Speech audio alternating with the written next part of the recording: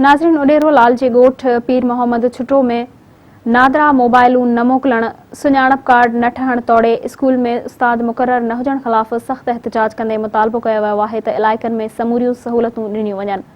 वधीक तफ़सीलनि लाइ पेश आहे गुल मोहम्मद हिंगोरो जी हीअ रिपोर्ट। उॾेरो लाल लॻ ॻोठ पीर मोहम्मद छुटो में जिते नादरा जी गाॾी न ॾियण ऐं स्कूल में उस्ताद मुक़रर न हुजण जे ख़िलाफ़ ॻोठाणा सरापा एहतिजाज आहिनि ऐं उन हवाले सां साल थी विया आहिनि उन्हनि खे पघार कान्हे मास्तर खे मिले, ॿार ईअं महरूज़ आहिनि तालीम खां।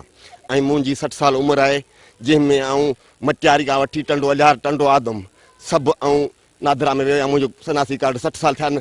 मुंहिंजो 200 रुपया मुंहिंजी तारीख़ आहे। हाणे इन 200 तारीख़ में पंहिंजे बचनि जी पेट जी गुज़रान करियां जा के ऑफिसरनि खे रिश्वत ॾेई कार्ड ठारायां। तक़रीबन कोन्हनि। हाणे कोई बाबा हर बार नानी ॻोल्हियो, कंहिंजी ॾाॾी ॻोल्हियो, यार हाणे उहा उमिरि मरी वई आहिनि।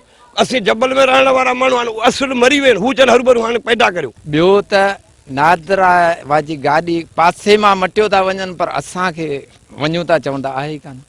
हाणे असुल ॻाल्हि असां मुतालबो इन लाइ करे कयो आहे त महिरबानी करे असांखे मास्तर ॾिनो वञे। पहिरियों मेन मसइलो असांजो इहो ई आहे त असांखे पहिरीं मास्तर मिले, तंहिंखां पोइ नादरा जी गाॾी मिले जेके असीं पंहिंजा ऐं पंहिंजे ख़ानदान जा कार्ड ठारायूं।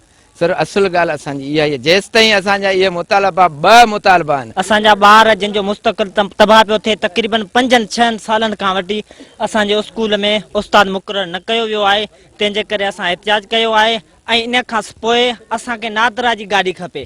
तक़रीबन असांजो ॻोठ 150 खां मथे ॻोठ घरनि ते मुश्तमिल आहे। मां तक़रीबन अध खां बि वधीक माण्हू, तक़रीबन 70% माण्हुनि जा कार्ड न आहिनि ठहिया विया अञा ताणी बि। ऐं जेके कुझु वफ़ात करिया आहिनि, को न को मसइलो हुन में हूंदो आहे।